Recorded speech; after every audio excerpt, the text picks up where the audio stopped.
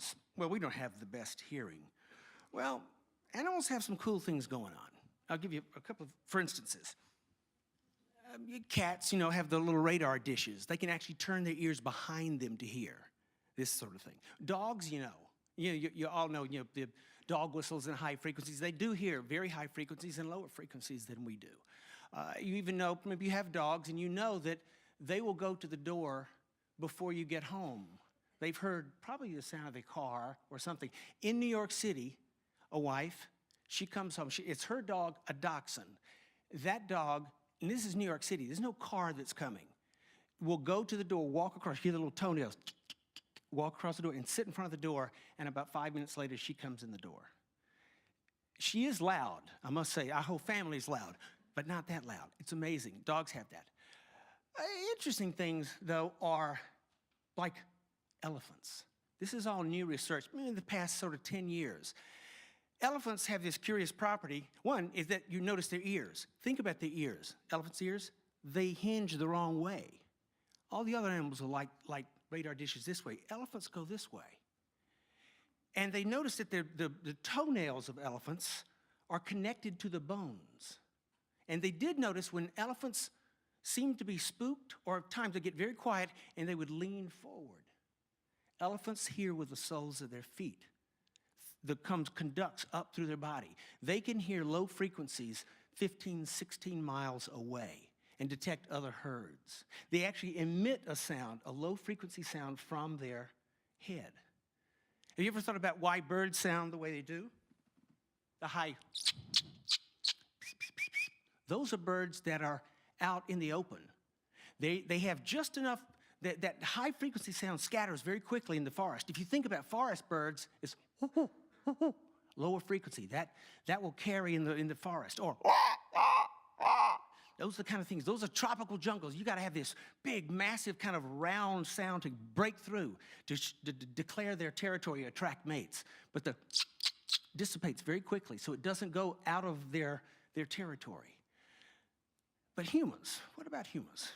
Well, the coolest thing about humans,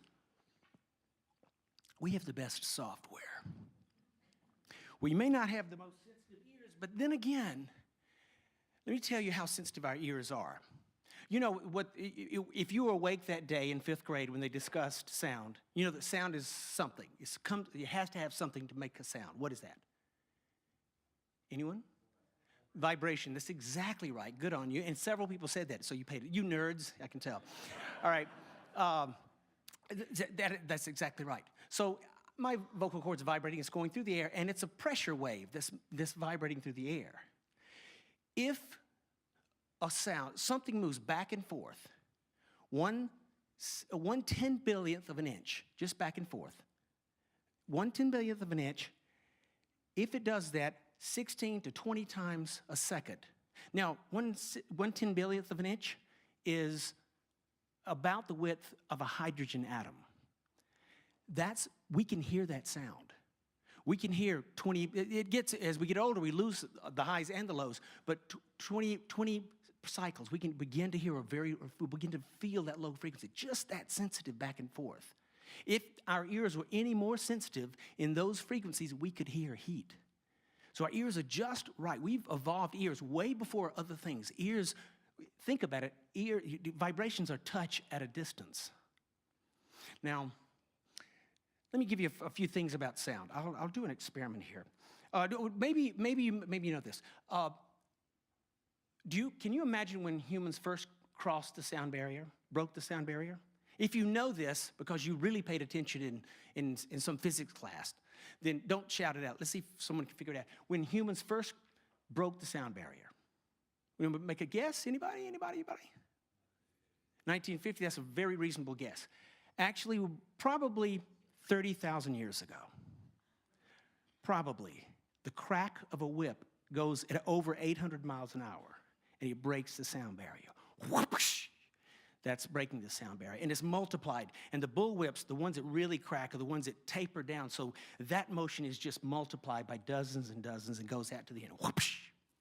We're going to try an experiment here. It doesn't always work, but if it does, it's really cool. I'm going to write down something on, not this card, this card. And then here's what you got to participate with me. I have a tuner right here. And what I want you to do is be absolutely quiet as you are right now. This is kind of spooky. I'm not used to such quiet crowds. I'm going to lower my hand. We're going to be really quiet for about 5 or 10 seconds. And I'm going to lower my hand. Don't do this now, but when I lower it right here, I want you all to hum at the same time. Okay? Here we go.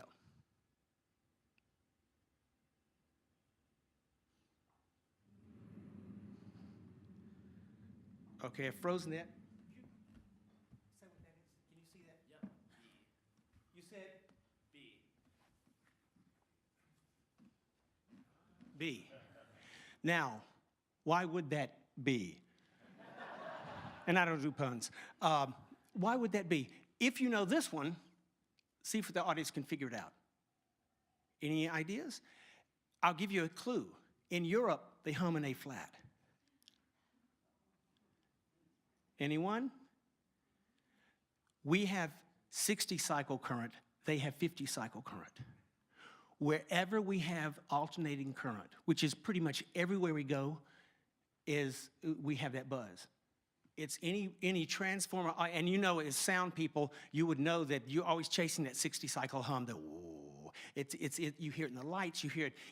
The new lights. Those are like mini fluorescent lights. They have a little bit of buzz. You can hear those. We have that. It affects us all the time. Wherever you go in the world, all the accents of every city is more sharper, abrupt, and more staccato than the country accents around it. And they make jokes about how people talk slow out, where it could be in, whatever. It's always slower in that we are affected by the sound around us. Do another thing for me. Look at me without moving and open and close your eyes. Do the same thing, but open and close your ears. You can't, of course. We don't have ear lids. You may not have thought about that, but it's very significant. Why do you think that is? Because they're too important. Our entire defense mechanism. If you those brain scans we looked at today, we have we have very little information. The bandwidth is coming in. It's just this little vibrating column of air coming into our eardrum, moving it back and forth 10 billionth of an inch and different frequencies. But we analyze the bejesus out of that little bandwidth. Oh, speaking of bandwidth, do you know why chickens walk like this? You know why? And they talked earlier about this. Because they don't have the bandwidth. They have eyes on the side of their heads, and their key thing, they can peck, and they look for predators overhead. So they have eyes either side. They don't have stereoscopic vision, but they got this almost 360 vision this way. But when they move, they can't see a thing. Not enough bandwidth. They're blind, so what they do, they push their head forward when they're vulnerable and walk into it. Push it forward. Yeah, so we're lucky. Well, we laugh at chickens, but we've exceeded our bandwidth when we start texting and driving. That's bandwidth. Even walking. Someone was walking down the hall texting as they walked, and they were holding everybody up. You can't walk and text at the same time and do it normally. You look like something's wrong with you. That's bandwidth issues too. You should know that I'm dyslexic. And you'll note from time to time I'll jump around a little bit. I might go, what are we talking about? So I might do that. I do these little sidebars on something. I think that's the reason that I and honk and do all that sort of stuff, because of this dyslexia made me very present tense. And sound, unlike pictures, unlike images, it's temporally based. It's a time-based thing. So listening takes effort over time. And this is the other thing. It's very interesting about sound. Wherever your ears are, that's where your attention is. We can't halfway. You can hear this thing called a cocktail party effect, where you hear a voice across the room, and you hear your name being called out. You'll hear that over the din of a crowd. But for the most part, wherever you focus your ears, you're listening. Everything is blocked out because that's where your attention. So when someone's on the phone, that's why it's rude. If someone picks up the phone, your ear is here. They know, everyone knows, you've checked out. You're in another virtual reality than here. Your ears are so important. If you dial the clock back 4,000 years, 2,000 years, 1,000 years, maybe even 800 years, right here on this spot, and we were sleeping here in a family, maybe some kind of Hogan, or I'm not sure exactly what the Native Americans here had, but your life depended on how you interpreted a sound. You'd hear a Now, was that a big twig breaking or a small twig? You would know that. In fact, you would have to know that. Or you could hear a series of like, that's probably someone for the village getting water moving around. And you would probably recognize the footsteps. But if you hear that's a predator, or it's someone sneaking up. You get to go for your flint axe or wake up your family. And that's why if someone wants to scare you, they don't give you the visual. They don't go, it's the boo that gets you. If you look at those brain diagrams, we have all this processing on either side of our spinal cord, and all those connections go right down to the spinal cord. So that's when, when somebody actually scares you so bad, like, and you go, you say, oh, you actually run in place. That's your adrenaline going, and you feel that rush in you, the tingle. You scared me to death. Here's an interesting thing. When there's no sound and someone just walks up to you quietly, you're standing there, and you'll have this, you're conscious of a sound sphere around you all the time. Someone walks up and you go, oh my gosh, you scared me. Do you know what that is? That's an acoustic shadow. There's sound or the buzzing in this room, maybe people rustling, but you have this sphere of sound around you. If someone walks past you, you will notice that change in sound, and what they suddenly did is put a shadow, they block the sound behind it, and you're always listening. If you want to hear what your voice sounds like, you can't really do it with a group in the room, but you put 2 books on either side of your ears like this. That is about the distance. But when you record a voice, I don't sound like that. Well, yeah, you probably do sound more like that, but this is the distance but your voice sounds very different to you. I think what I want to do is, I was going to do one other demonstration. No. I want to tell you about storytelling. That came up today, and I think it is my definition of humans. When we were in school, the definition of humans, we were tool makers. Do you remember that? Humans were the tool makers. Natural Geographic, humans are tool makers, and so on. That is not true. You just saw a crow with a twig. We're not the only tool makers by a lot. Ants use little plants, and they grow things on plants underneath a farm. There's so many animals that use tools that we now know. We are the storytellers, I would say. I've never had an anthropologist actually say, that's right, but I've never heard him give a better definition. We can't not tell a story. If you're not telling a story, people go, what's your point? Everything is, and what was kind of wonderful growing up in the South, growing up in a small town in Georgia, was that at the table, my Presbyterian father, we would ask you, Fred, what'd you do today? And that was your time, everyone would listen, and you would tell what you did at school and so forth. And if you didn't tell the story right, well, now who are you with? Oh, and she was with you when that happened. So he would correct, and we just taught around the table to how to tell a story like that. I was really, really fortunate enough to grow up where 2 major things happened. That one was a sound effect and one was a story. The sound effect was, I might sit down for this. The sound effect was under a standing seam, tin roof, and in a nail yard at my father's construction company. I was sitting in a pile of sand, like this, sitting in a pile. I'm about 6 or 8 years old, and beside me is Snipes. He's an old guy. He wore a fedora. He always said he was 90 years old. And Snipes was there, and he said, He'd just taken a bite of tomato sandwich. He asked me how I wanted any. And the reason we're sitting in a pile of sand is because it's cool. It's a hot, hot summer day in Georgia. And it had just rained. The hot air comes up from the Gulf there, up the Chattahoochee Valley, and hits the rolling Piedmont hills of Georgia there. And it rains every afternoon in the summer. Just hot, hot. And it's like the inside of someone's mouth after it leaves. You can see the steam rising. And I'm looking over at this as a barrel, an old nail barrel, and it's full of water. And a water drip is coming off the edge of the roof, and it's just bloop, bloop, bloop. And I can see that, I love this word, meniscus of water right there. And it's going bloop, but it's more powerful and more violent than I would have thought. Bloop, this thing, everything moves. Bloop, and you see it, and it's just coming off. And he leaned over to me and said, Fred, you ever watched a water drip? No, sir. He said, watch it. It doesn't look like a cartoon water drip, does it? And it doesn't do the little drip like that. It flattens out like almost like a bullet or like a musket ball. It comes down and it hits. He said, watch it. It'll blow a hole in the water. It will whoosh, open up the water. I could see the crater. And he said, and what it'll do is start closing up. That hole will close up like a balloon. It'll squirt out. And at the top, it'll close up this way.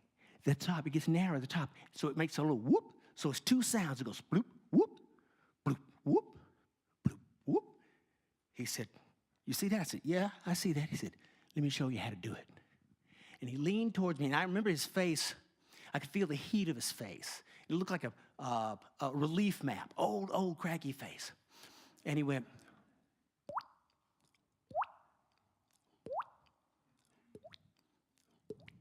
out of that old, craggy face came this perfect water drip.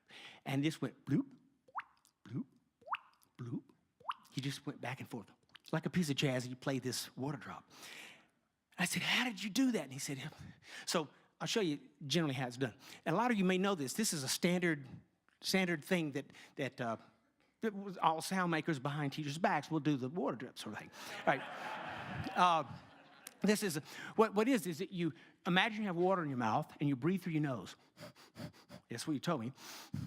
And then you spit the water out, just like you'd brush your teeth, but you don't go, you go, push your tongue forward. So it's two sounds. Listen, and I'll do them. You can try it. Tapping your cheek, breathing through your nose. I hear some. If you don't get it right off, we'll practice it at dinner. Yeah. All right, so you can hear my southern accent creeping back in, too. So then what you want to do, you hold on a second. I'm going to show you how to pull them together. So you're doing two sounds. And then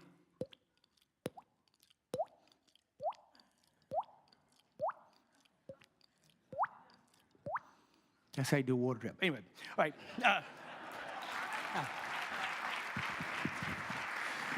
So that changed my life, that water drip. I went, oh, I want to do that. And he showed me how to do it, and I took it to school. And then I started collecting sounds. And I grew up in LaGrange, Georgia. It was on Country Club Road was the name of it. So you know, Country Club Road, that's the white side of town. And right beside this little whitewashed country store was Red Line Alley. Former slave cabins, servants' quarters, just a black street still there in LaGrange, Georgia on the white side of town. All right? There's been more mixing since then, but there's still the white and the black side of town. In there was Jack Fling's cash and carry grocery store. And Jack Fling was this big old barrel of a guy like this. He would take a loaf of Marita bread and fluff it up and put it behind his head and rear back in a chair, and he would tell a story. And there was there's this ugly little freckle-faced kid, snaggletooth, with just, a pair of little elastic shorts on, sitting on a red Coke box. That was me. There's Lawyer Weldon and Helen Daniel with a blue wrap skirt. He's kind of standing in the doorway. And there's, who else was that? Oh, Fred the Yardman, who swallowed lit cigars for a living, which is really, I went home to my Presbyterian dad. Fred, what'd you do today? And I said, Dad, I know what I want to do when I grow up. And what he would do, this guy would take it to, you give me $1 if I swallow a cigar, and somebody coming in for a cold Coca-Cola. He'd go, yeah, I'll give you $1 to swallow a cigar. He'd puff it like this. You could see it's red hot, pop in his mouth. He'd drink a Coke and blow smoke out his nose. And I went, give me some of that. So I went home to my dad. I said, Dad, I want to swallow lit cigars like Fred the Yardman does. And I remember my dad put his fork down, looked at my mom, cut her size of here, looked back and said, "That's good, son, you aim high." And that's kind of what I'm doing now, as a matter of fact. So Jack Ling would tell a story, and he told me a story about Knuckles the cat. Have I ever told you that story about Knuckles the cat? No, sir. And I had just blown the paper off a popsicle. You know, blow it off, you pull that popsicle out. Had an orange popsicle, never forget that. And I'm sitting there, I got a lick on it, and he said, "Well, let me tell you, my wife Lois and I was sitting at the breakfast table one morning, and Jack, you expecting somebody?" "No, I ain't. I'll go see who it is." Got up, walked over the door, and I looked out. I didn't see anything. Closed the door, went back. There wasn't nobody. "Well, you wasn't. I heard the door knock." Then Lois goes, "Oh, Jack, I don't know what's wrong with you, but I'm going to see who it is." So she gets up, she looks out, and she doesn't see anything. And looks down and she goes, "Oh, Jack, come over here. Look at this. It's a little kitty cat." "Oh, no, we don't. We just got dogs. We got rid of the cats." So I get up and look at, "Oh, good Lord." Close the door. That's just not a kitty cat. That's a squint-eyed yellow cat. That's the meanest thing in the Tri-County area. That thing is huge. It's like a footstool. It's got piano wire for whiskers, and like it's got tushers, like the big old fangs hanging down, and then switchblades, fling, for claws. So big it can't even pull them in. It has to walk on its knuckles. Mean old thing. Like an ugly, smelly, yellow footstool. Do not feed. She fed it. And if we didn't feed the cat, it would come through the bottom of the screen door, just bust through and walk around. It walked mean, just like this. Walked in, it would take its little fingernail, open up the cabinet, take a can of tuna. And I don't mean the cheap tuna, I mean chunk light, you know. And we open up and go, knock it back, kick the can at us, and go back through the hole it just made in the bottom of the door. Now, he went on with this story. It went on for a long time, but he talked about the cat going outside, and everything died. Everything. This cat slept mean. It was just, I just would sit there, dogs. He went out, and I had beautiful bird dogs out there, and just, that cat, gone to Alabama. Gone. Looked up in this, we had beautiful oak tree birds. The cat went, gone to Florida, everything. I mean, the tulips just died, everything died.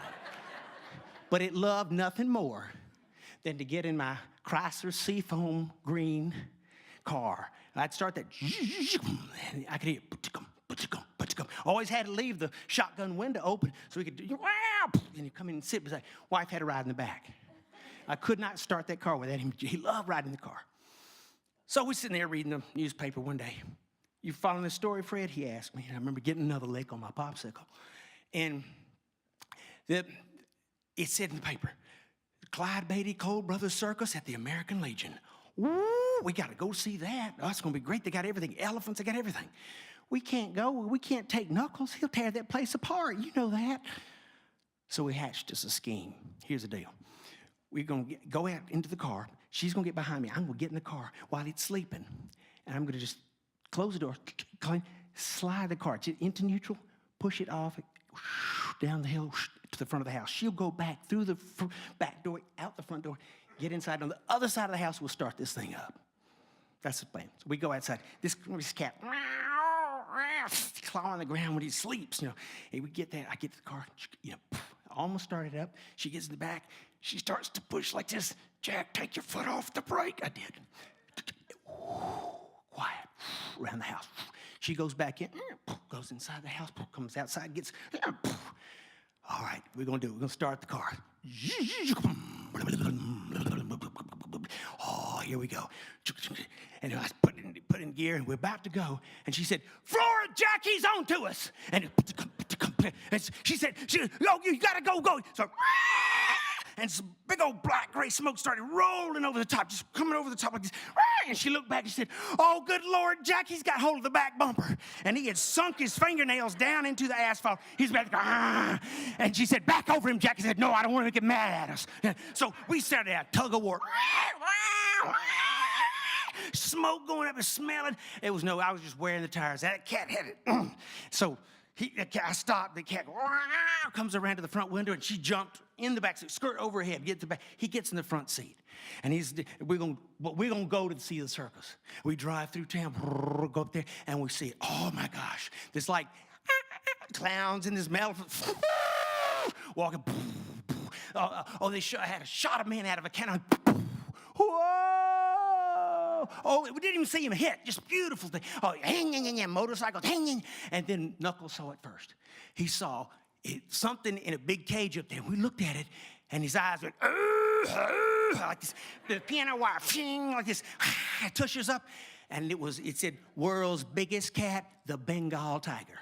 Knuckles went out the car, put it down. Went running towards that cage, and we all said, everybody was like, "What is that?" I said, "What is that? An ugly footstool? Come on!" He gets up to the cage, pries himself through the bars and the wall. Again, he gets up, and there's this cage. A huge tiger looked like a sofa, big striped sofa on end. He was like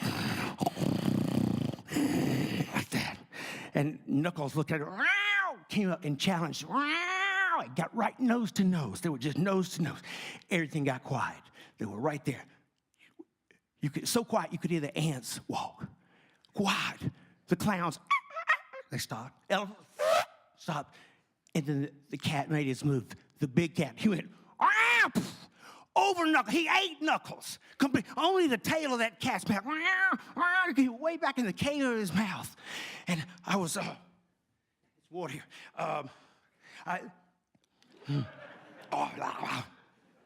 And then the cat started to chew. And we're all going, "Oh, Knuckles, bad as he was, he shouldn't be chewed alive." But that cat, he wasn't sure. It's like sort of, when you take a chocolate and not sure what you're eating, he kind of eat it gently. He did not like what he had selected. And that cat took a breath. Like this. Knuckles hit the wall like this and came down in this nasty old smelly heap. We said, "That's it. He's gone, Knuckles." And then we saw old piano wire whisker come out. And then we saw the ear, and then he got up on his toes. He came back out across the road, into the back seat, got in the back seat, applied his seatbelt.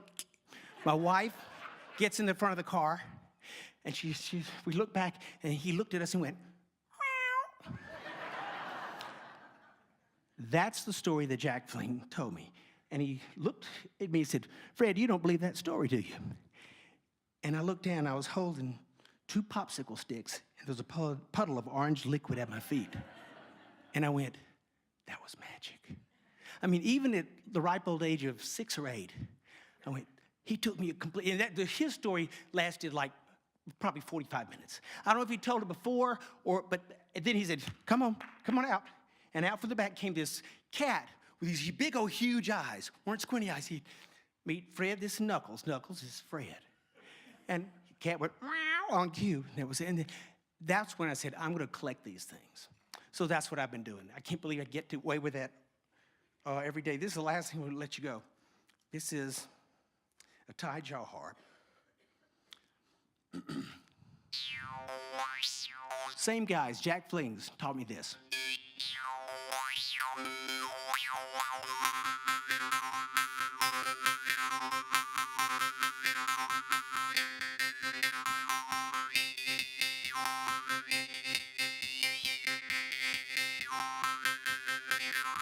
Did you ever see the devil, Uncle Joe? Uncle Joe, did you ever see the devil, Uncle Joe?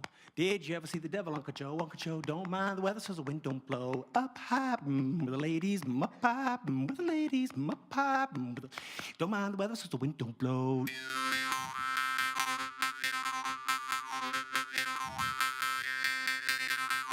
Up high, with the ladies, up high, with the ladies, up high, with the ladies, don't mind the weather, so the wind don't blow.